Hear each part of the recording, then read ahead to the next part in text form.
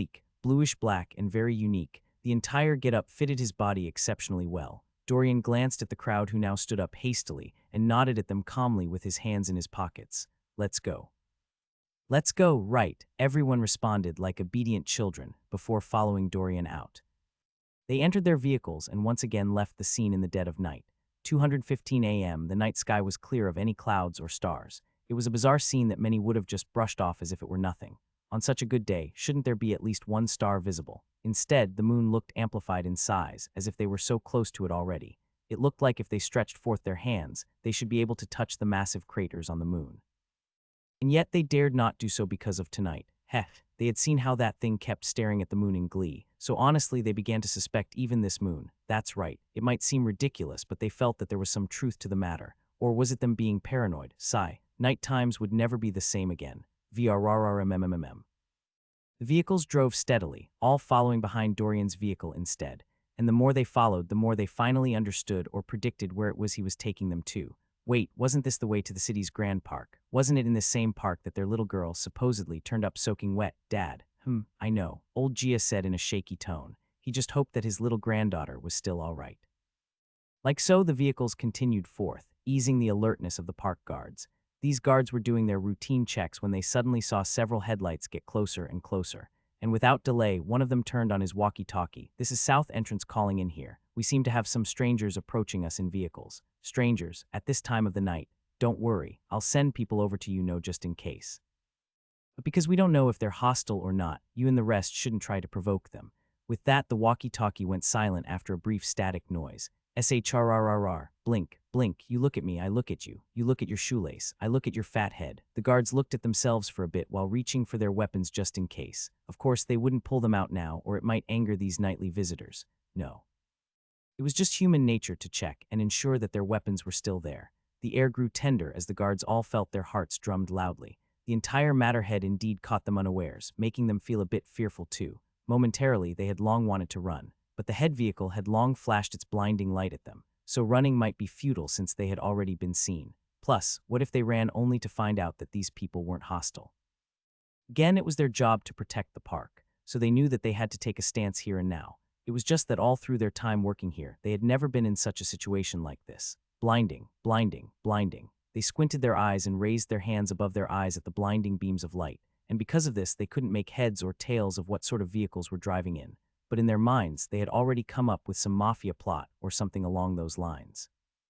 Oh no, WVRRRMMMM. The rich vehicle sounds grew louder and louder until it suddenly stopped, and soon they heard the doors open and close. Bam, their muscles stiffened. Craw, craw, craw, craw. They heard the stones on the ground get crushed and crushed with the feet of another. Yes, the man in the suit that stepped out of the vehicle slowly advanced towards them, stepping on the tiny stone pebbles on the ground. In this moment, they stopped breathing. The little fat on their faces began trembling while listening to the man's footsteps. Fatty Ping, one of the guards there, almost peed himself from the tense atmosphere surrounding them. Mafia, mafia, mafia. That was all he could think of after seeing the sleek, elegant coat of the well-bodied elite person that stood before him. Lying trough. Wouldn't this be the part where they got shot or kidnapped? Instantly, Fatty Ling felt his knees quake in horror at his blockbuster imagination, and Butler Feng, who had no ideas about what the group of guards were thinking, calmly stood before them with an expressionless face. Jia Men, official business. Take us to your superior. Okay, silence pierced the air with the guards all having frozen expressions. Jia Men, official business. On hearing his words, the guards suddenly looked at Butler Feng in a daze, blinking severally with no thoughts running through their minds. That's right. Their brains had long deserted them, leaving them for dead. And like so, they began babbling the words severally in hopes of convincing themselves of the words that they had heard. It was just that with a blank brain, they seemed to have forgotten what any of the words spoken to them meant. Jia Men, Jia Men, Jia Men. Their eyes seemed lost as their brain functions slowly returned to normal, and soon they exclaimed in shock, Jia Men, Jia Men, Butler Feng. Butler Feng's lips twitched when looking at the group of guards before him. At the same time, the guards, who had now come back to their senses, turned red in embarrassment when they thought of their previous guesses. Well, it looked like they needed to stop watching too many movies. At the same time, they wouldn't just relax their guard just because this person was talking politely to them. The oldest amongst them coughed to hide his embarrassment before looking at Butler Feng seriously. You say that you and the rest are Jia Men, but what proof do you have? Yes, yes, yes, yes, yes. What proof do they have? Butler Feng reached for his chest pocket and took out a classified badge, as well as several other documents. The guards gathered around, looked at it before looking at each other thoughtfully as if saying, do you think it's real? They didn't know anything and were just ordinary civilian guards. So how would they know whether this guy was telling the truth or not?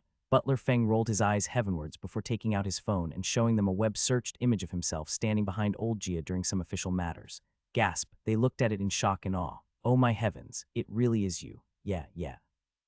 Although I have to say that you look way better in this photo than now. So is it photoshopped? Greenish veins popped out of Butler Feng's forehead while staring at the group of park guards before him. Woo-woo. He took a deep breath while calmly placing his documents back in his pockets. Honestly, he felt like the brains of tense guards had been fried off by something. Maybe it was the moon's doing. Who knows? Very quickly, the lead guard communicated via his walkie-talkie again, relaying all that happened. And before he could even finish his conversation, his superior had begun jumping about like a flea. Bam! He heard a loud crash through his walkie-talkie, followed by his superior's hurried voice. You said you verified their identity. Do they have the XXXXX classified badge on them? No, don't answer that. Stay right where you are. I'll personally come over myself. Gia men, tut. Like so, the superior dashed like crazy to see these Gia men. And before he got there, another team had long arrived on the scene again too. They all shared the same radio frequency, so everyone had heard about the nightly visitors possibly being people from the renowned Gia family. Thus, they dared not act wantonly. And when those vehicles saw that things might take a while, they quickly turned off their headlights, with some of them stepping out too. It was then and there that the guards saw the lineup of luxurious vehicles. Goodness, this alone was enough proof that these people had a wealthy background. Renjin and a few others stepped out as well, joining Butler Feng at the front. And soon enough, the supervisor came out on a golf cart, riding around the park like a maniac. He didn't even wait to turn off the golf cart's ignition. No, he jumped off as if not caring whether it would crash or not. Gia family. He knew a lot about them because he had served in the military before. In his younger days, he indeed joined the military, hoping to be a soldier till he died. But because of the situation in his home, he decided to find a steady job that would keep him going home daily. So he found this one, worked his way up, and became one of the few heads in charge of the park's security. To this day, he still felt that the situation back then was indeed a blessing in disguise because now, he loved his current job more than being a soldier. Nonetheless, he had great love for these brave men who protected the country. And from time to time, he also followed the Gia family's affairs too. Not to mention the fact that during his 3 years of serving in the barracks, he had seen old Gia give an award speech before. And he also enlisted in the military alongside old Gia's second son. So how could he not know about the Gia family? They were one of the core members of the military. There was a time that he had also seen the at the time young Butler Feng too. After all, Butler Feng himself used to be famous back in the days. To be a butler of the Gia family meant that he had passed several rigorous and life-threatening tests. Don't mind the fact that Butler Feng was sometimes goofy and had an innocent face. When it was time to get serious, he was the most serious of them all. Because of how he sometimes acted, as well as his baby face, people subconsciously felt that he was weak. Hey, but that guy was the same person who took down an entire special force team on his own back in the days. He heard that they had their test in some forest done, and Butler Feng became one with the forest, acting like a living jungle man. His opponents didn't even know when they got eliminated, and that was the most frightening thing of all. And just before he left the barracks for good, he also heard people say that Butler Feng, who was only a few years older than himself, would also leave the barracks. At the time, no one knew where Butler Feng was going. But a few years later, images of Butler Feng sometimes accompanying old Gia during events and parties circulated the internet because of Butler Feng's handsome face. Only then did the world find out that the dashing man was the new Gia butler assigned the main Gia estate.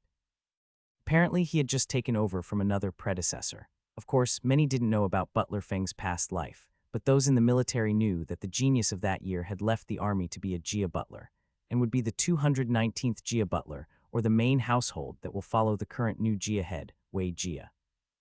Now staring at Butler Feng's face that had aged a bit but still retained his baby-looking, youthful appearance, the superior was so excited and honored to see the famous genius in the flesh.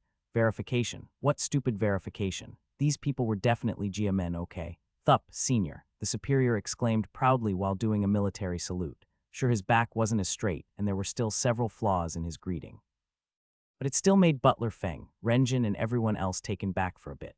Butler Feng looked at him curiously. You know me. Yes, senior. When I served in the military years back, I had seen you from a distance once and had heard of your feats. Butler Feng listened and chuckled, recalling his wild days. Sigh. What's the use of being wild when one couldn't even kill that mighty creature from tonight? Its speed was above human limits, like the speed of light.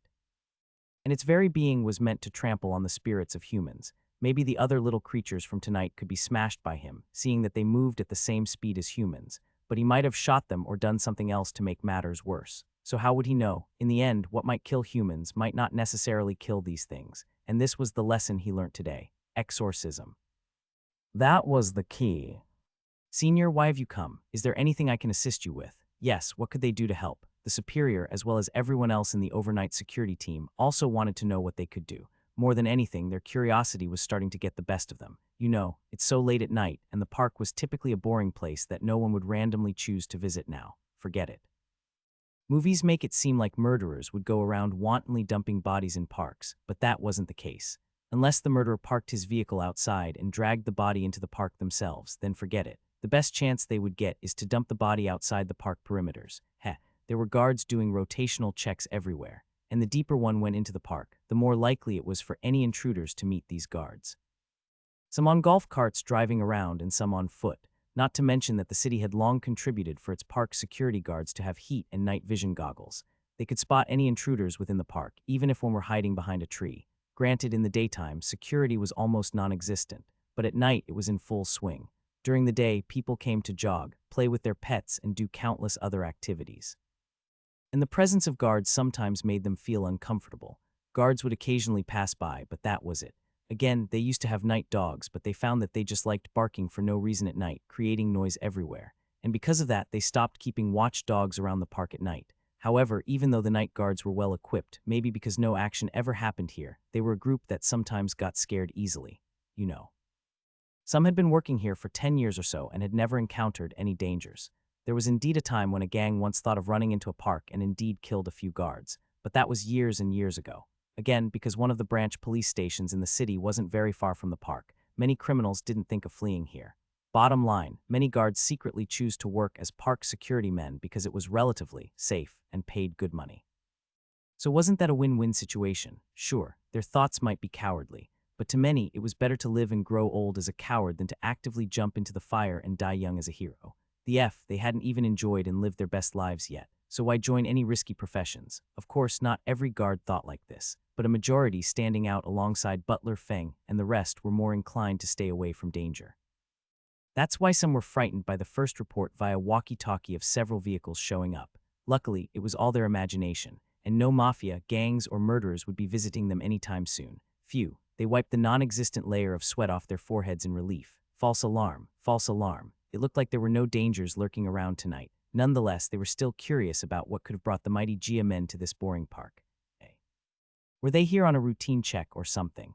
Butler Feng looked at the superior calmly. We are here to find someone. The security superior felt uneasy. Could it be that a murderer was on the loose, or could it be that one of the security personnel was a criminal in disguise? Was that it? Did he crack the code? Boom. The superior felt his white blood cells increase. That's right. His white blood cells were growing at an alarming rate, causing butterflies to flutter in his tummy. No.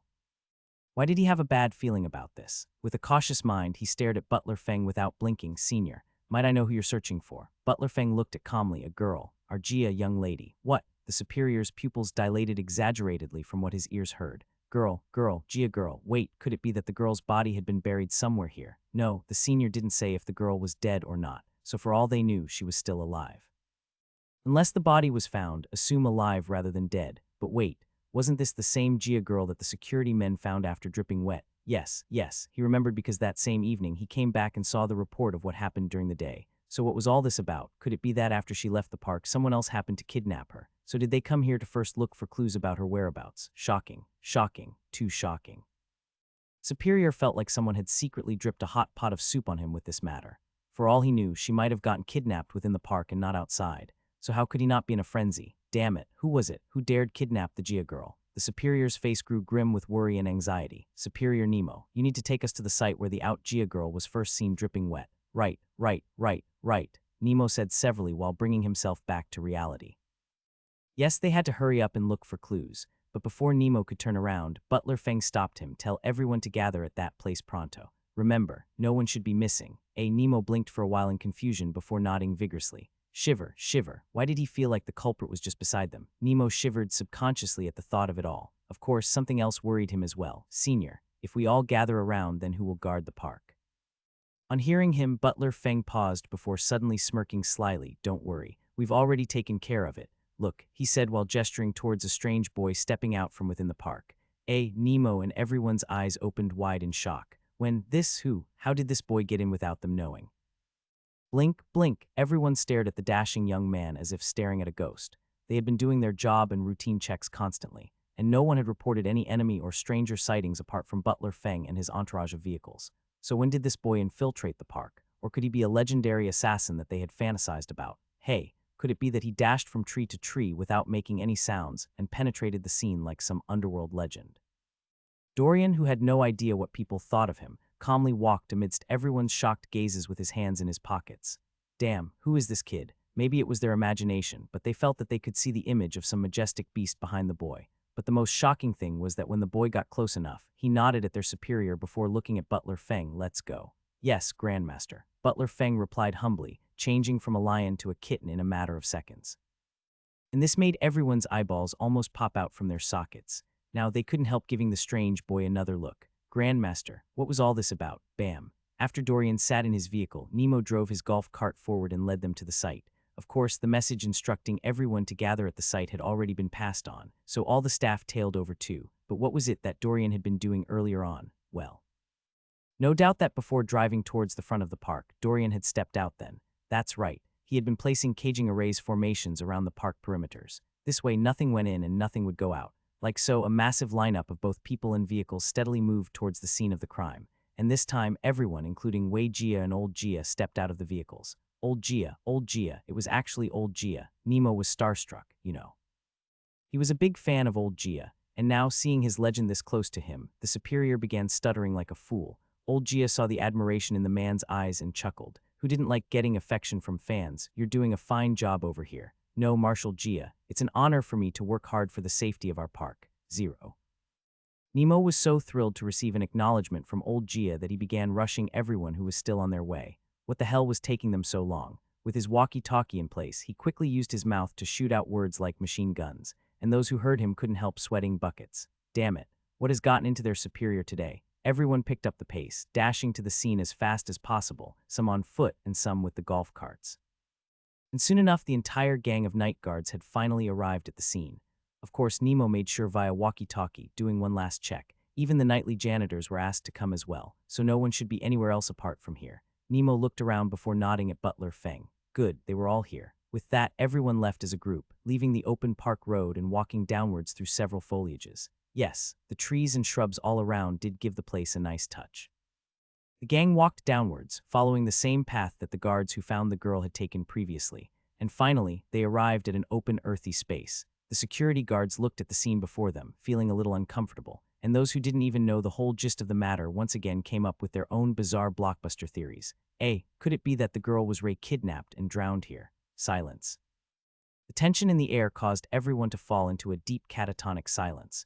No one spoke or even dared to. The expressions on the Jia men and those on that Grandmaster and his men only gave everyone an eerie feeling churning within their bellies. Gorgeous. That's how they might have described the scene before them. HM. The calming lake waters, the overly magnified moon illuminated the scene beautifully. But now, looking at the scene, no one thought it was beautiful anymore. With their thoughts constantly thinking around, they were more weirded out by the ace than anything else. Dorian looked at his men and gestured them forward. Open all 3 boxes. Yes, Grandmaster, the trio replied firmly. And instantly everyone stretched their necks like cranes in hopes of getting a glimpse of the contents within the boxes. Their curiosity was at its peak, with several pushing one another to get front row seats to the show. It was just that now, they wanted front row seats. But what about later on? The group of security guards, as well as the Jia men, all wanted to know what was within all 3 boxes. Of course, Rollin, Julin, and Butler Sheng didn't bother hiding anything, opening each box in full view of the audience's eyes. Oh goody, what's in it? What's in it? It's a... Everyone looked at the contents within the boxes and felt very confused and dazzled. Excuse me, but what do you all want to do with these things? The security men were expecting some heavy James Bond weapon of some sort, and the Jia men were expecting something more magical looking. So to see candles, see-through tubes of salt, wooden sticks with carvings on it, a few strange gold coins, 3 round glass vials of what looked like water, and 2 books there, only made them feel that the scene was too weird for words alone. Nonetheless, the Jia men did trust the Grandmaster, so their doubt vanished in the blink of an eye. And now they looked at the items as if looking at holy objects. Dorian took 2 finely carved wooden sticks and calmly turned around to face the enchanting lake. All right, time to find the girl. Dorian held the neatly carved wooden sticks and began chanting, "Pap, pap, pap, pap." The sticks tapped each other, producing loud sounds that echoed out across the entire park. But this wasn't what shocked the audience the most. Right before their very naked eyeballs, they watched as several giant imprinted symbols zoomed out from the sticks as if they were projections. The strange yellow glowing symbols zoomed outwards across the water like magic, and at the same time, the wind seemed to rustle the trees and foliage all around, giving everyone a subtle heart attack. "I'll go." The scene was so magical that words alone couldn't describe all that they saw. Gulp. Everyone, especially the security guards, swallowed hard when seeing the scene before them. What the hell was this sorcery? Fatty Ping's chubby rolls of fat jiggled in fear when standing behind Superior Nemo.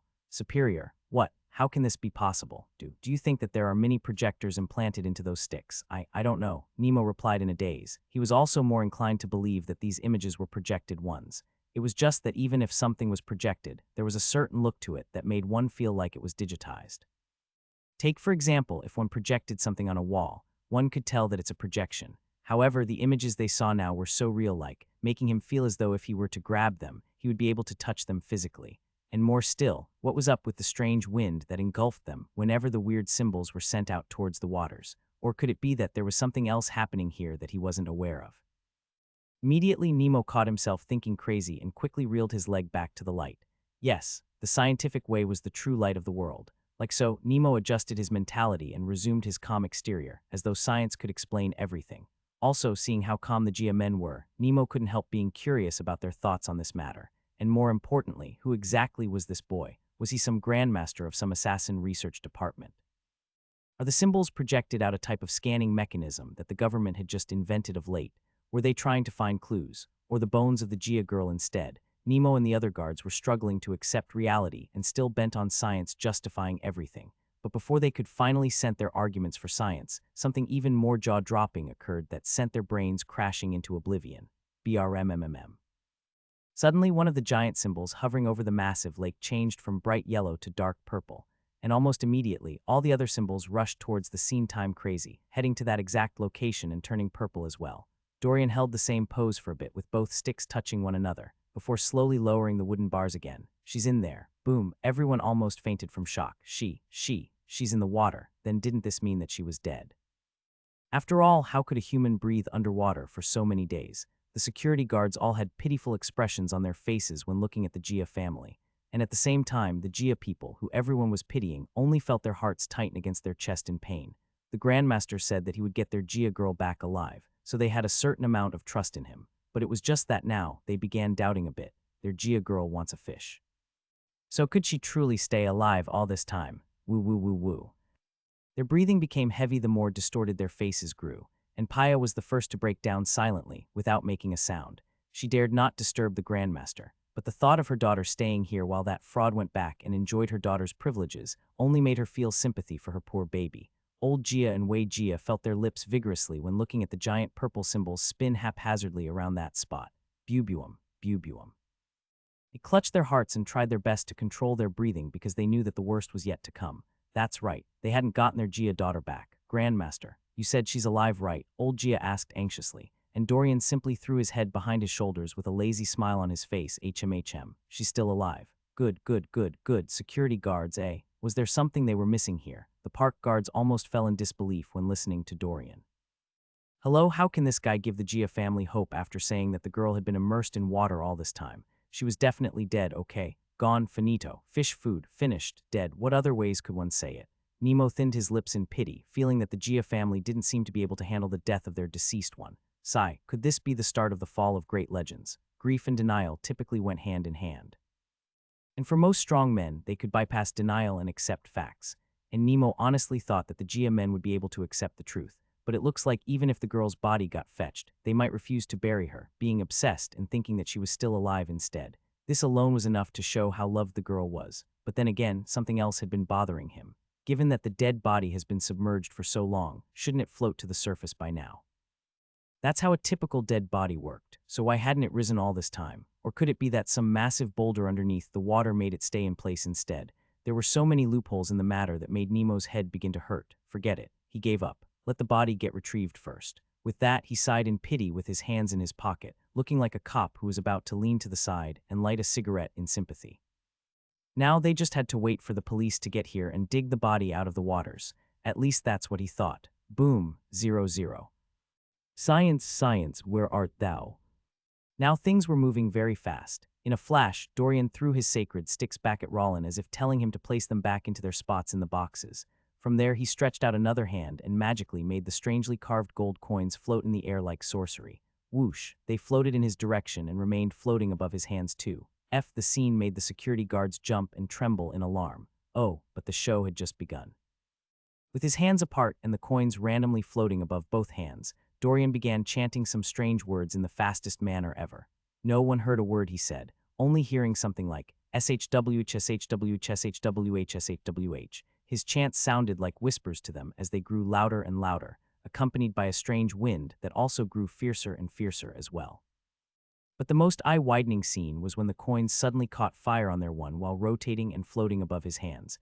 BRMMMM. The fire burned and raged with a strange power that made everyone stare in stupor. What was this operation? Dorian gave them no time to think, as they finished his chants in less than 2 minutes. And suddenly the wind stopped, the trees quieted down, and the floating coins that were haphazardly moving in the air also paused while still floating above his hands.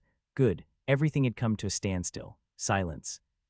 Speechless, the park guards were speechless, with a hint of fear in them, and that's why they were also hugging each other like frightened scaredy cats, only they did so while still opening their eyes and mouths like statues. 0. The atmosphere at the moment was choking and tense, with all sorts of emotions mixed up in one place. But now, with his changing over, Dorian slowly opened his eyes and stretched his hands upwards, go, and the floating coins seemed to obey his command, as they dashed toward specific points along the water surface, leading up to the massive purplish floating symbols. Swish, swish, swish, swish, the coins were off. They floated and formed 2 parallel lines leading to the symbols. And when all coins were in position, they suddenly dropped straight through the water, heading down to the deep bottom floors of the lake. Those watching only saw the coins lead into the water but didn't know why, and in no more than 2 seconds another eye-trembling scene transpired. Boom, the waters divided, forming a path towards the location where the floating symbols were, and at this point these men couldn't deceive themselves again. Pa, Nemo slapped his cheek in shock. No, this can't be. His eyes were definitely deceiving him. If not, what about science? What about his belief in life? Magic. Magic. It really was magic. Everyone felt their throat bob when looking at the fishes swimming against the walls of the open space. They could see things as if looking through the glass walls of a fish tank or aquarium. Grandmaster. Grandmaster. Now they understood why the young man was called Grandmaster. All this happened in just a few seconds. And before their excitement could really drill in, an eerie burst of laughter echoed out, bringing them back to reality.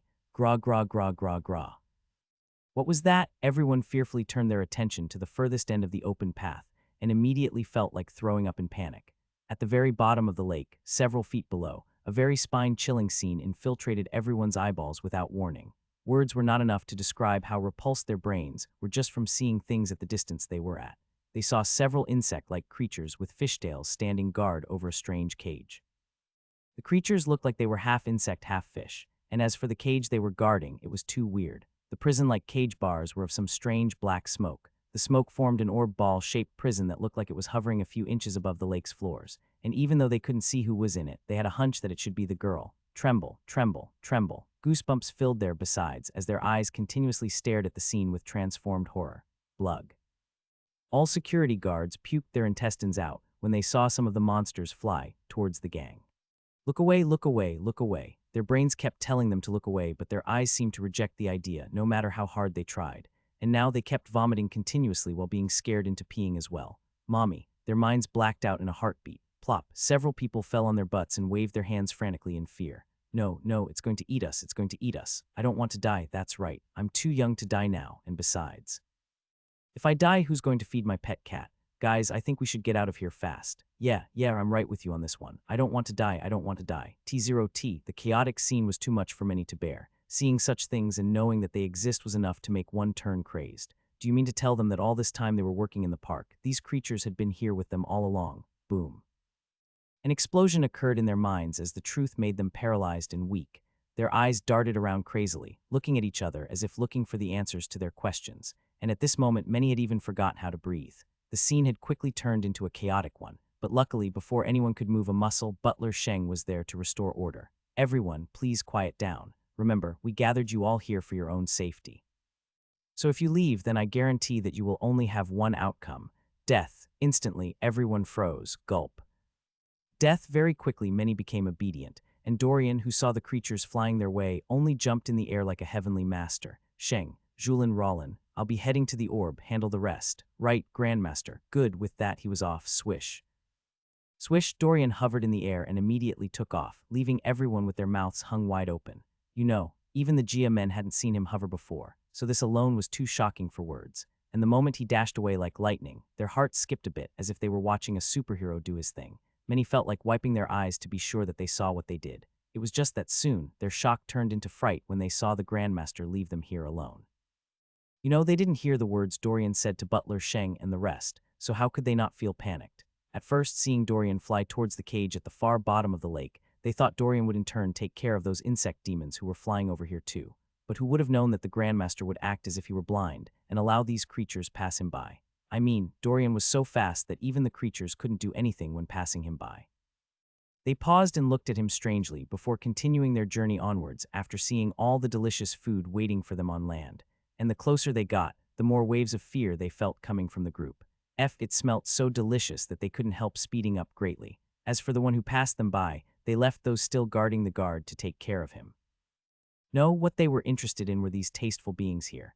Zoom, their molding wings fluttered faster as they watched their prey scream and yell in fright. Fatty Ping and several other guards had already pooped themselves in fear while on the floor crying and oozing out snot. They held their hands above their faces and kept their heads hunched downwards for fear of looking at the gruesome scene before them. The Grandmaster left them. The Grandmaster left them. What should they do? What should they do?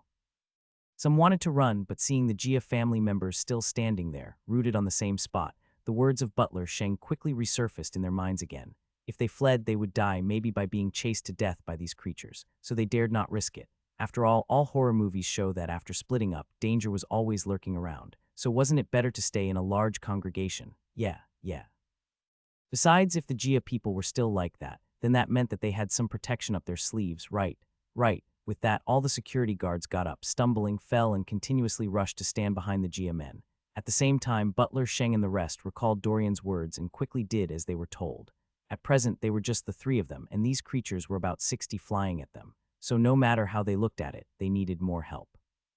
Of course, Dorian could have made another formation to secure and keep everyone safe, but he had already expended a great amount of energy to set up a formation around the entire park. They might not be able to see it, but the whole park was infected. Thus, he had to clean up before sunrise. He also had to free the girl from the smoke cage and fight a few of these goons. So no matter how one saw it, he who hadn't recovered his full energy from the last battle couldn't do too much. And that's why he dared not use up more of his energy to place another formation around them. You see, he had foreseen the issue with the park because of how Blood Moon demons acted. By sunrise, not only should the girl die, but the entire park would wither and die with her as well. Blood Moon demons were very territorial, and when they marked a spot and got done with it, they never wanted anyone else to use it again. It was theirs and theirs alone. Dorian had long foreseen the many dilemmas ahead. Thus he knew that he also had to recruit a few more fighters for tonight's job. Well, the girl belonged to the Gia family, so who better to join in on the action than them? They were strong and well-trained men who were also quick in motion, so they should be able to handle things for a bit. It was just that they would never be as swift as Butler Sheng and the rest who just began their cultivation journey. Sure. Even if Butler Sheng and the rest hadn't broken through their mortal bodies, their bodies were already stronger when compared to the rest. But what made things sweeter was that their body also felt lighter as well. Their speed was a little faster, and their eyes began adjusting better too. Additionally, with the heavenly oath they took, and the single spell chant that he taught them today, their moves would be 5 times more effective than a regular person who buys talisman papers and uses it. They were now warriors for the heavens, and could call upon the heavenly powers to descend and fill their talismans with divine energy before they used it. This was the difference between those who took the oath and those who didn't. After all, talismans and even protective charms could be bought on the streets and even used by mortals. But when an exorcist uses them, it's an entirely different matter altogether. Butler Feng, Renjin, Wei Jia, Old Jia, and 3 others stepped forward after seeing Butler Sheng's signal. When they first got to this place, Butler Sheng had asked them to pick out their warriors, and at that time their hearts were filled with excitement, fear, and all sorts of emotions. They touched the papers in their chest pockets, feeling very surreal. Will they truly be allowed to fight? Will they truly be allowed to fight? Time waited for no one. and soon Butler Sheng's words echoed out again, everyone who isn't fighting, stay low. And for the warriors, take your positions around the rest and protect them all. Right, the Jia men responded while stepping forward and surrounding the rest. Thup, thup, thup. Very seriously, they dashed around the tent scene as fast as they could. Some also went to the center of the circle too. And now, with everyone else stooping or sitting on the ground, they could see everything easier.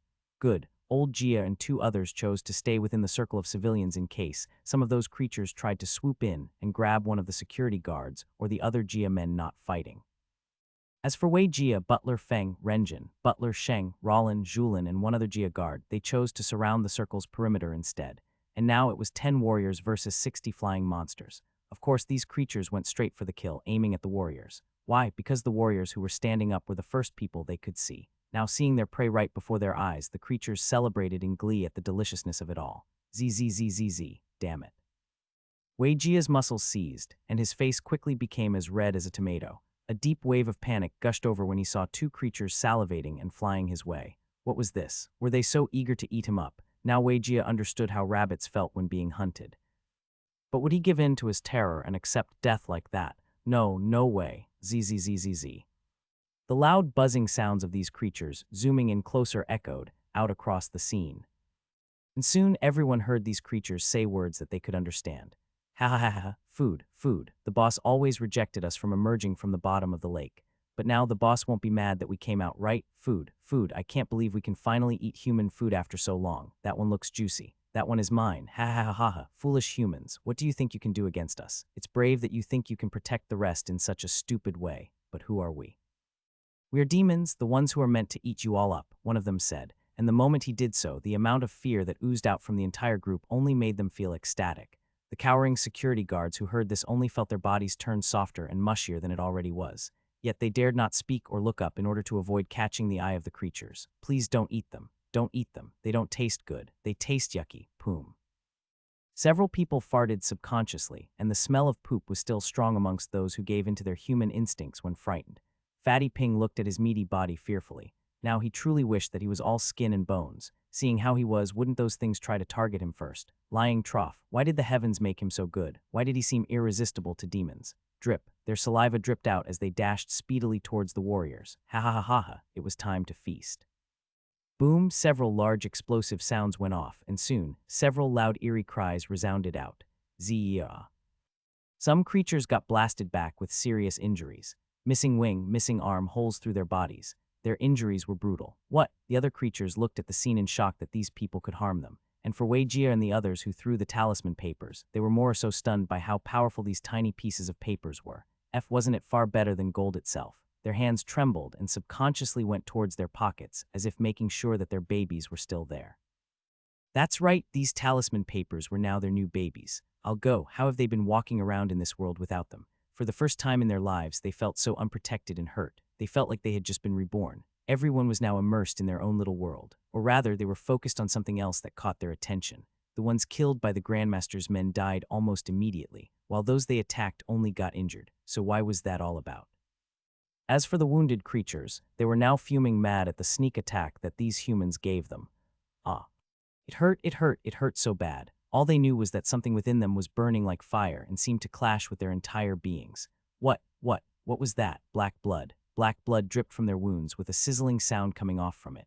Vapor also flew out of their wounds, and perimeters of their injuries still seemed to glow brightly, as if the fiery flames from whatever attack they received were still burning within. Regenerate. Why were they regenerating so slowly? What was going on with their bodies? Of course, they didn't know it yet, but before that corner was hit by pure, holy energy, it wouldn't regenerate as fast as it would have hit or stabbed by any mortal weapon. Their regeneration ability had now drastically decreased by 100 times, and now they were left with this situation, feeling the constant burn seep into their very fibers. It was just that they too had never met exorcists. So coupled with the gut-wrenching irritation they were feeling now, their minds were as blank as an empty sheet of paper. All that concerned them was their rage. Damn you humans, you all will pay for your treachery. Reform, the insects all said simultaneously before revealing a chilling scene that made everyone freeze in place. This was bad. Bzzzzz.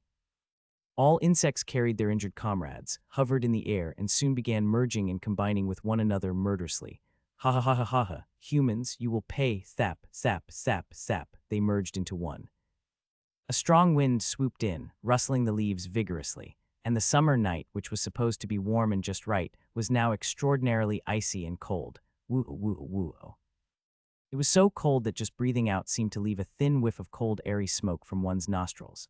Cold, cold. The night was chillingly cold, and the creature that was merging and growing bigger slowly took a monstrous form while screaming murderously. Ha ha ha ha ha ha. Humans, you will pay. Its eerie voice tingled the spines of those that heard it, and when many lifted their shivering heads, what they saw quickly made some flat-out faint. Plop, they were out cold, hideous, hideous, two-eye-boggling. They wished they could pluck out their eyeballs and smash them with a stone. Dorian, who had long dealt with the insects guarding the cage, frowned for a bit before looking back and seeing the monstrous thing that kept merging and growing on its own. Very calmly, he shrugged, turned back to smile at the mysterious thing before while connecting his mind to all warriors out there. 4 minutes. Old Gia and the rest looked around in shock, as if trying to confirm if they were the only ones who heard a voice ring in their heads. 0. Rollin pushed his glasses inwards. The Grandmaster means we should hold it up for 4 minutes. I'll go. The Grandmaster can also communicate with us through the mind. Blink, blink. Everyone was utterly baffled and awed by the Grandmaster's greatness, but before they could think about it longer, Rollin quickly woke them up from their stupor. It's merging and growing stronger. We have to attack and stop it fast. HM, Butler Sheng responded. You three continue guarding the others. As for the rest, let's go, right? They replied in unison before taking their battle stance and rushing towards the merging beast like crazy.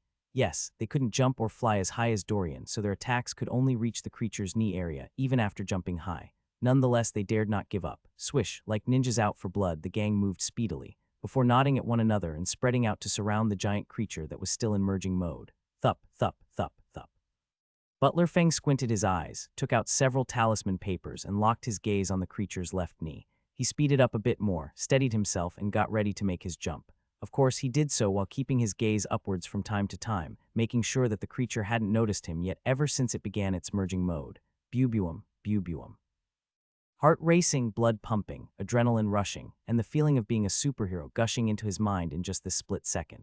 Could he do it? Panic and self-doubt switched off his brain for a bit, weaving it into a basket of countless troubles. But in just another breath, his determination peaked up again. He was only human, and it was normal for him to have moments of doubt and defeat. But rising up to any challenge was what truly separated the strong from the weak. As if fueling his body, Feng's determination grew off the charts, and with full momentum, he jumped up in the air with inches to spare, planning to give it his all. Time seemed frozen in place as he stretched the talisman paper towards the creature's rotten knees in slow motion. This was it, this was it. He was trained for battles. He was prepared for this. He can do this. He could take down this creature. With that, Feng's eyes glimmered with a deep light that seemed to have awesome his fighting spirit. Bam.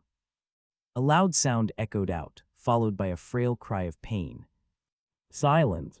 A brief silence followed amidst the chaos, with countless people stretching their necks like peacocks, and when the dust got settled, they just had one word to describe their overall feelings. SHPFFF. Feng coughed a mouthful of blood after almost breaking down an entire tree with his body alone. How did it happen? This question not only left him baffled, but also left the audience and the others pushed back confused too. All they saw were after images of it all, making them realize just how hard it was to be human. His entire back felt heavy with pain. When was the last time he got so beaten up? Feng gritted his teeth unwillingly. Damn it, damn it, damn it. Sweat soon oozed out of his body, mixing with the chilly air, only making him feel worse. And looking around, he also noticed that he was one of the fortunate ones that got flown away. Why? Because the rest now have several cuts on their bodies too. This alone showed that they had been thrown away by the creature's tail. That's right. Even though it was rotting, it still maintained its scales in some regions of its tail, and this was what probably sliced the others. Woo woo woo. Wei Jia's breathing also became hard after getting brutality hit as well. He had bladed marks around his thighs, as well as his internal injury from hitting a tree too. Yes, it was painful as hell, but ask him to give up. No way. Wei Jia dragged his wounded body to stand and quickly made his way back into the battlefield once more. And Butler Feng as well as Renjin were the fastest to stand up after him as well. Master, please stay back. Your wound is bleeding. Wei Jia looked at the duo murderously. Feng, Renjin, stand down. Master, if you're going in, then permit us to be your shields. You. Wei Jia looked at them with a hint of helplessness in his eyes. Fine, but don't you dare slow me down, says the man with the injury. With that, they left the trees and stepped onto the open space with complicated looks in their eyes. Pa, boom, bam. Butler Sheng, Rollin, and Julin hadn't been flung away since then and looked wickedly fast compared to them. Feng thinned his lips hard, master. Was this the difference between an exorcist and us? Wei Jia clenched his fists and looked at the scene in silence. They were different. Tick-tock, 3 minutes more. Like so, Butler, Feng, and the rest continued being punching bags to the best of their abilities, holding them back to some extent. But as for Dorian, he was in full concentration mode now. Well, one would think that the thing that kept him busy all this time would have been the matter of releasing the girl from the floating barred smoke cell. But if anyone thought so, then, oops, wrong answer. Dorian examined the thing in his hand again with a strange light in his eyes. As he expected, these demons managed to bring a real demon relic into this world. That alone should be an underworld crime. Demon relics were like the items that the former or current demon rulers had worn or used during their reign. These items had stored demonic power of those former people, and were items that any demon, even the most powerful people, sought to gather. And it was a law and a taboo for these relics to leave the underworld. Do you know how powerful these relics were? Heh. It was akin to Poseidon dropping his trident down on earth for any random person to pick up. And you know, the longer the demon ruler or powerful demon wears or uses certain items, the stronger those items would be after they die. Even their rings, if dropped into this world, could cause the next world wars. These underworld rulers reigned for millenniums and centuries, so even their clothes and armor were something that people in the underworld scrambled for. Of course, underworld rulers weren't the only ones capable of leaving such string relics.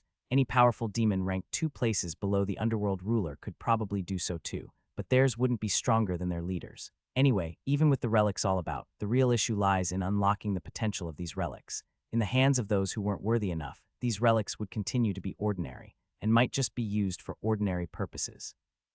Take, for example, a holy sword. In the hands of those who weren't chosen, the sword would remain dormant, but could still be swung around, used, and might even get rusted too. However, after the sword finds or acknowledges its user, it will awaken, and even the rust from it would shake out, revealing a brand new blade. The same could be said for demon relics. How can the relic of a mighty demon be awakened by just anyone? The system looked at the relic strangely. It was a skeletal bone finger. But something else bothered it. Host, how do you know that this thing is a relic? Even back in your world, from what I've gathered about your past, you've never seen a relic before. So how do you know that it's this bone finger is one? Dorian rolled the finger across his palms with a strange smile on his lips. I would also like to know how I know. Host, has anyone ever told you that you're scary when you smile like that? Shiver, shiver. The system looked at its host and shivered like a frightened chicken. It was seriously starting to suspect its host. Dorian chuckled and quickly ignored the system. He glanced around and once again confirmed his thoughts. They hadn't unlocked the finger's potential and had even discarded the finger as if it were garbage. So the one thing Dorian was sure of was that these lesser demons might not have known about the finger's might. So could it be that they accidentally brought it over?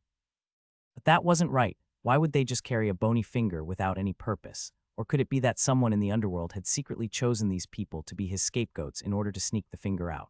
Dorian suddenly felt uneasy. Taking it out from the underworld was a crime for underworld creatures, and if the underworld law enforcers knew about this, any demon, be it a mighty one, could get stripped of their positions in a heartbeat. Here's the thing. The underworld was also needed to punish those who the heavens sent down from the mortal realm. That's right. The heavens and hell must and would always exist. Those who raped countless men and women, dissected their bodies, and so many other wicked acts might be damned to suffer a punishment of 1,000 years in the underworld, undergoing the literal word hell.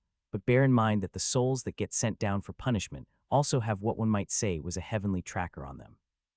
So no demon would dare to, eat or steal any soul sent from above. Thus they did their jobs on the surface as per heaven's requests, and after receiving the soul they would punish it according to the rules. Following that, the soul would get sent back to the heavens, who will in turn judge whether to continue punishing the souls via strange reincarnations and whatnot. After that, one might be a horse or even a hunted fish. Well, either way.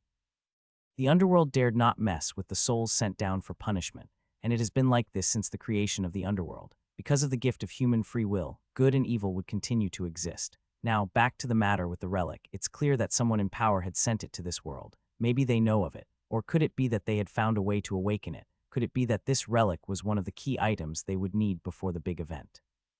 Dorian was deep in thought, while the system was also anxious as well. Host, you have to hurry. The others might not be able to last long at this rate. HM, he replied before keeping the finger aside. In truth, he could have broken the cage in a minute and a half if he wanted to. But after seeing the finger, he decided to give the rest a little training session by telling them to hold things off for 4 minutes. Hey, what could he do? Swish. All right, he placed the bone finger away and looked at the floating cage of black smoke that seemed to draw anyone who looked at it into a hypnotic state. The black cloud was continuously working around, the closer his body got to it. That's right. It acted like it had a mind of its own, trying to frighten Dorian back after feeling the holy aura emitting from Dorian's hands. Hup, hup, hup. Dorian's fingers continuously moved as if he were some ninja. And as he continuously stretched his fingers in all positions, the gold coin in his hand floated on its own and began emitting various colors ranging from red to orange. The coin stayed in place in the air for a bit before spinning on the same spot faster and faster until it became leaving after images of itself. Whoop, whoop, whoop, whoop. The coin then floated to an even higher height, gathering substantial holy energy from above. The spinning coin soon turned into a massive spinning ball of light that could blind anyone that peeked at it for long. What the hell was going on there? Both the creature and everyone else suddenly felt an intense pressure pressing onto their bodies like crazy. Their bodies, as if not their own, refused to move an inch no matter how much they tried to make it move. Even the creatures felt stagnated as well. Their expressions turned grim as they felt their entire bodies itch uncomfortably. Now, they felt like vampires who weren't strong enough to stay out in the sun. No, that wasn't even the best comparison because true blood and strong enough vampires could last in the sun for months, but weak and lesser vampires would burn from just a single ray of sunlight. No. It would be better to say that they felt like an ant that had been subdued to torture when one placed a magnifying glass on them during a boiling summer. See. A sizzling sensation echoed out, causing the creature's body to tremble in anguish. They flared their hands about, shaking from side to side, and using their hands to hide the back of theirs, as though everything was just a bad dream that would go away. With their backs facing the bright light, they felt several burning rays of light burn them mercilessly. And the most painful thing of it all was that the pressure from the light made them feel too weak to flee.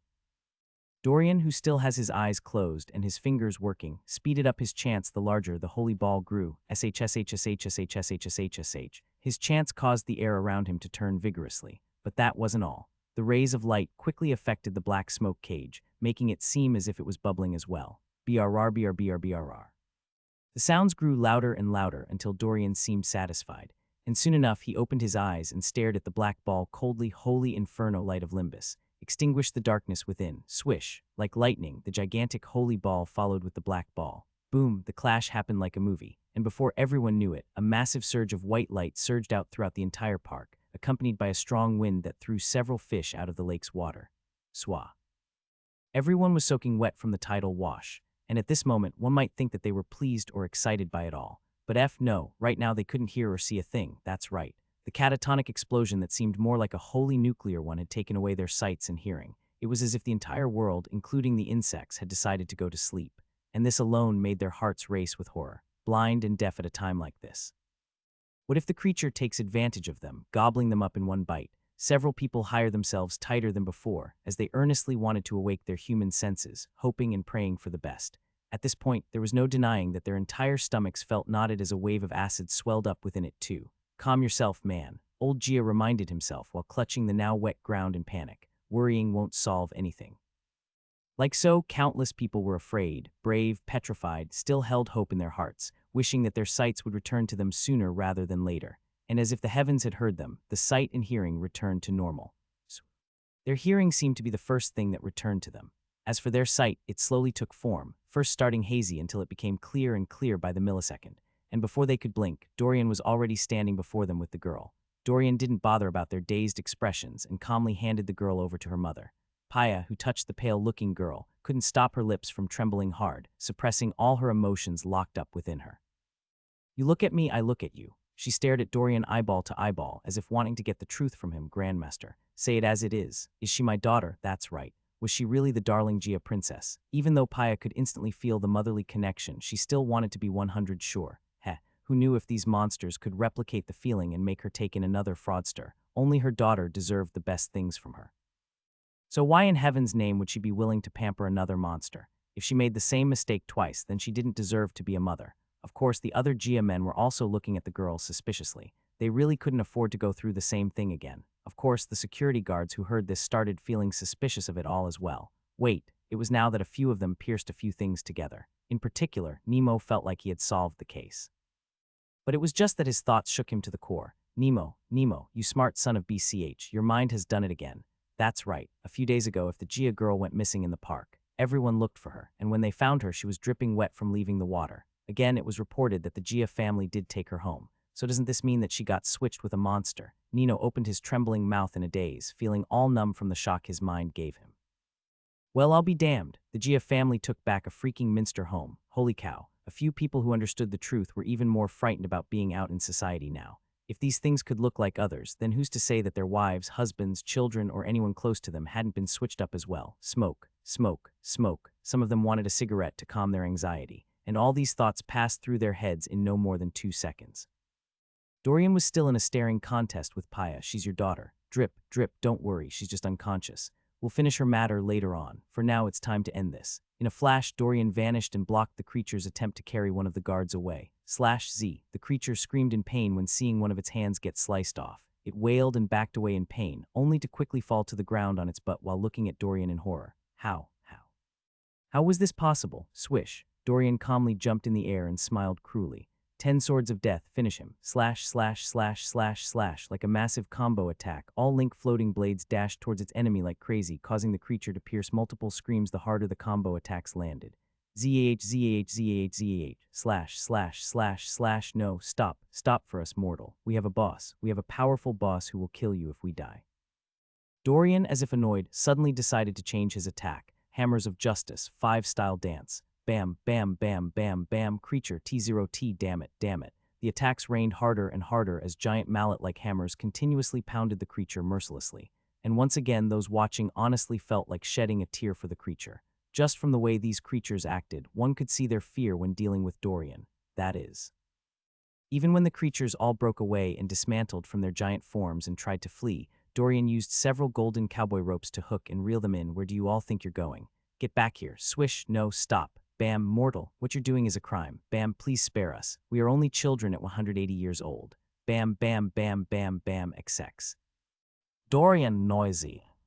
5 a.m., plop. Butler, Sheng, Julin, and Rollin fell to their beds in one big swoop, and with no second to lose, they quickly submerged themselves into dreamland. Snore. The Sandman had already taken them away, and to recap on the crazy night they had first, they fought their butts off, faced a crazy amount of creatures tonight, as well as completed the tasks assigned to them. But more importantly, for the fact that Dorian was near exhausted and drained after dealing with this issue. The Gia household paid a whopping $20 million for the fees and an additional $30 million appreciation bonus. That's right, they didn't know that it was that easy for them to make money. But to these high noble families, it wasn't expensive at all.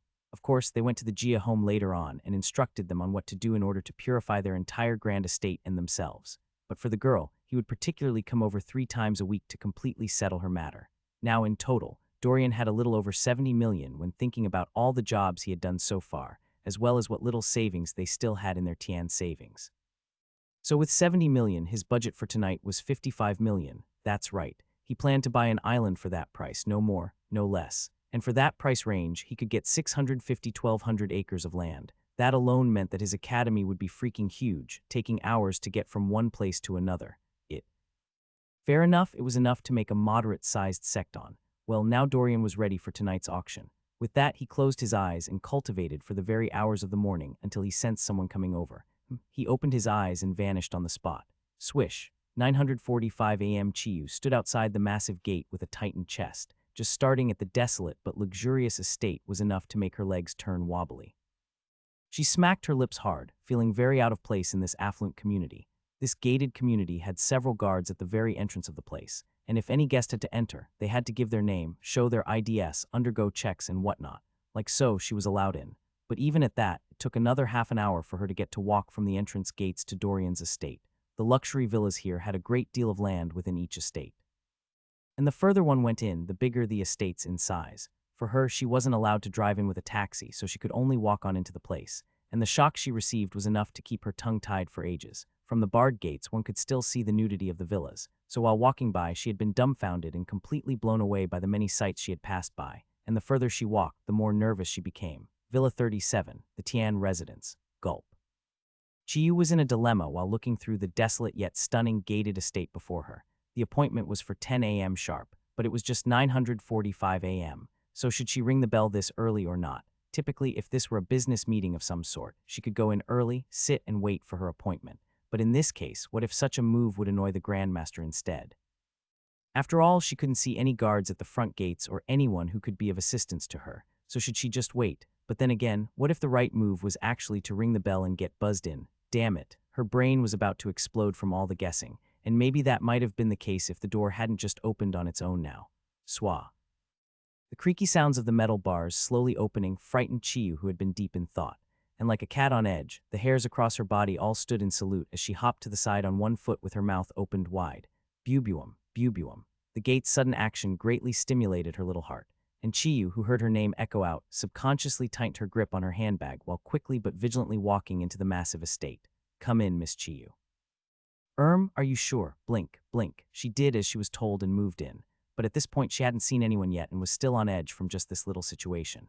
At times, she would take one big step forward with one leg and drag the other as if it were limp, all while looking around and hiding her bag tightly. As for where she had to go, the voice had already instructed her on that. You see, the main villa road led to the main building at the center of the villa. And from the main road were a few branch roads that led to 5 other buildings within the villa. It was easy to see that the main building was surrounded by 5 structures, all evenly spaced.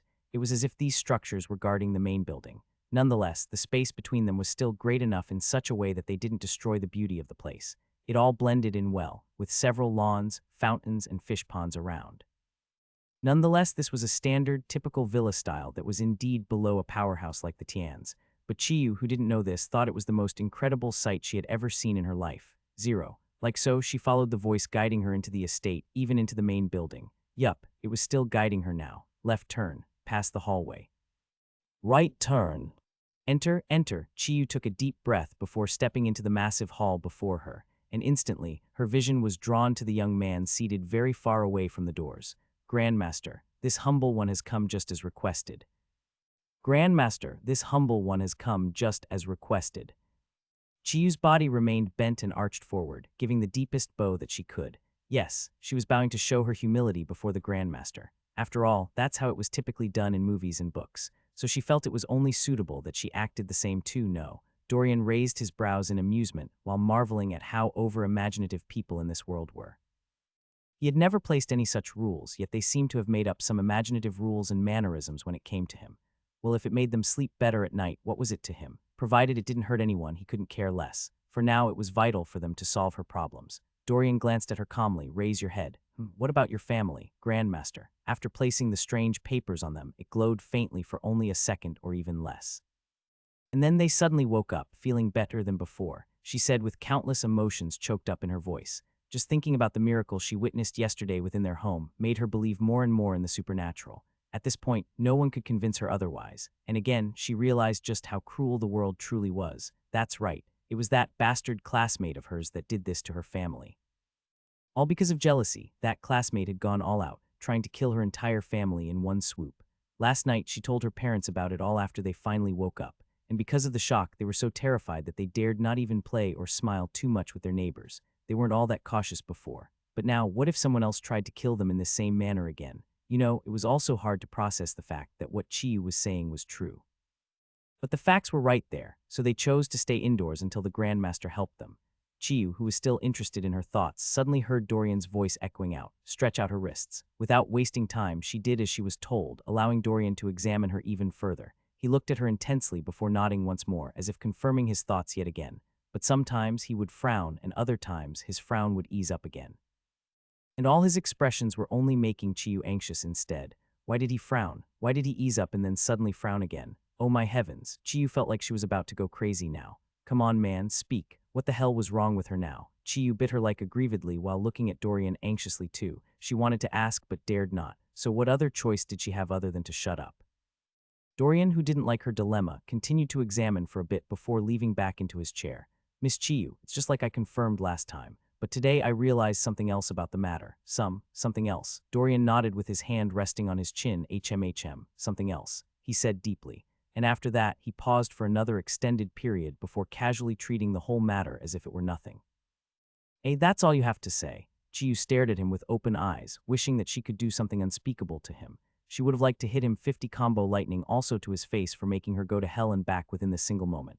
You say you discovered something else that might be wrong. Then why not say it? Okay, maybe he didn't feel it necessary for her to know. Then if that's the case, why not have it all together? Why start telling her that something was wrong first? Dorian, who didn't know what Chiyu was thinking, had long connected with Butler Sheng instead. Amongst the trio, Butler Sheng was the only Ken to wake up 40 minutes ago. In fact, he was still the only one up at this moment. After all, they had been overworked the entire day yesterday and had only fallen to their beds around 5 a.m., and Miss Chiyu's appointment was by 10 a.m., so even though he didn't have to, Butler Sheng had still insisted on setting his alarm 40 minutes before Chiyu's appointment.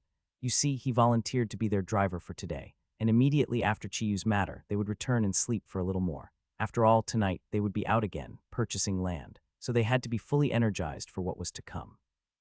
Additionally, today, Dorian had long spoken to Buo on the phone about matters here. This morning, Chan Kai in the hospital was supposed to switch with Julin. So now, because the boys needed all the rest they could get, no switches would be done today. Everyone will stay right where they were. Bam, right on cue, Butler Sheng opened one of the side doors leading to the hall and walked in wearing a very sleek coat, hat, pocket watch, and gloves on him. Of course, he was also holding another coat in his hands too. Grandmaster, the items have been placed, and the vehicle is ready. Good, Dorian replied approvingly. And seeing him walk towards Butler Sheng, Chiyu also followed along like a puppy too. She glanced at the scene of Butler Sheng aiding Dorian while wearing his coat and only felt as if she were watching some aristocratic movie of some sort. So this was how they did it in the movies. Butler Sheng kept fussing over Dorian as the duo walked on slowly. And when he was satisfied with Dorian's clean look, Butler Sheng then moved alongside Dorian. And from time to time, when there was a door ahead of them, he would move faster and do the job. Like so, the gang entered the vehicle. And this time, Butler Sheng was the driver. Of course, Chiyu dared not sit at the back with Dorian. Butler Sheng glanced at her calmly. You said Neteji Village. Yes, sir. It is indeed Neteji Village within the outskirts of the city. I'm afraid that the GPS can only accurately take us to Neteji Village. But as for finding your particular home within the village, you'll have to show the way now. Seatbelt, please. The vehicle drove in silence, with everyone immersed in deep thought. What was going to happen? How would today's event turn out? Will the luck-stolen family be able to survive this catastrophe? Chiyu stared at the white fluffy clouds with an expressionless face as if drawn into a world of her own. She felt like she was going to face off a mighty enemy in some final movie battle. And at this moment, the closer they got to her village, the more her heart drummed chaotically. VRRRRMMM. Their vehicle drove out to the city and followed along the main road, passing several trees along the roads. And soon, they made a branch towards one of dusty, stone-filled roads with potholes in it. The road wasn't tarred in any way and was very uneven as well. Nonetheless, it was indeed a big 3-lane road, and from time to time, they would see several dusty trucks carrying fruits or private merchandise from being that wanted to go to the city and sell their goods. At times, they would also see the villagers with farming tools as well. The air here was far cleaner and far breathable than that in the city, and as they drove by, the villagers on foot looked at their car in shock and disbelief. Oh my God, they didn't know how much such a car would cost. But just looking at how shiny and nice looking it was, they felt that it should be pretty expensive. Wow, just look at that car. Do you think that it's some rich tycoon coming to see the village chief again? Hey, it's possible. After all, wasn't it just 3 months ago that those big city people came to see the village chief to acquire land? Yes, I think that might be it. No way, the last group of people that came arrived here in a large number. But this is just one vehicle driving by, so it's probably some rich guy looking for someone to marry. Hey, do you think that the guy came for the village chief's daughter? Aha, I can already see it now. The village chief's daughter must have been able to catch the eyes of some noble young master, and he's here to propose to her. Wow, what a real Cinderella story. Bullish, how come it's the village chief's daughter who's the most suited to marry such a wealthy young master? What's wrong with my Jai Jai? Yeah, what makes that arrogant SL's daughter better than ours? The crowd of passerbys gossiped and came up with theories about why such a luxury vehicle would pass through this path or head to their village. It was just so bizarre and eye-catching to see such a feat. And Chiyu, who was in the car, only felt like leaning down into her seat for fear that anyone would see her. She couldn't even hear what people were saying, but knowing how rumors and speculation were quick to spread in her village, she knew that her reputation would go down the gutters after she was caught or seen stepping out of the vehicle. Some might speculate and start calling her a money worshipper. Moreover, after the Grandmaster solved her problem, the moment when people would no longer see him around her, they would start saying that he dumped her for this, that and whatnot. The color from her face drained the moment Chiyu saw a few famous village gossipers ahead. Relax, they can't see through the glass, Butler Sheng said casually without taking his eyes off the road. With that, she tried to control her nerves while sitting firmly in her seat, and Dorian, who saw her reaction, calmly closed his eyes yet again and began scanning his environment. Zoom. Like an eagle's eyes, he peered ahead in full ficus mode, seeing far more than what ordinary humans could. His senses were heightened so much that he could detect even the slightest change in weather. Dorian searched and did a few calculations for a while before quickly opening his eyes again. Butler Sheng nodded his head after suddenly hearing Dorian's words in his head. VRRRMMM. The car speeded up a bit, leaving the very few passerbys on the road starting in wonder. And after driving onwards for a bit, it took a sharp grassy bend that looked like a one-way road deep into the forest. You know, as farmers and villagers, these paths were there for those who had to transport goods from their cultivated plot of land up the high hilly trails. Like so, they drove in and came across several of these man-made paths, going towards all sorts of directions. Stay foremost left, it was the most desolate amongst them all. Good, bam, they stepped out of the car and shut the doors amidst Chiyu's worries. Grandmaster, pardon my rudeness, but I think it's a bad idea for you to park your vehicle here, she said anxiously while still looking around vigilantly. Grandmaster, just as every society, there are always thieves amongst us all, so don't think that just because we're village folks, some people won't dare to steal from you, she warned again. But no matter how she warned, no one seemed to listen to her. It was as though she were unnoticeable or something, and for this she only had invisible tears in her eyes to shed for this matter. Do you know how desperate, dangerous, and ruthless village thieves were? Leave such a fine car out in the open like this, then once any of them find it, if they couldn't steal the car as a whole, then they would settle for taking pieces of it instead. That's right. She was talking about stealing the tires, windows, and even the engine of the car. Hell, don't joke with people here. Whatever could make them a quick buck without them having to lose money from their own pockets was a damn good deal. Now, Chiyu was perplexed and helpless in this matter. T0T, Grandmaster. It's not that I want to insult you, but could it be that you're so smart to the point that you lack common sense?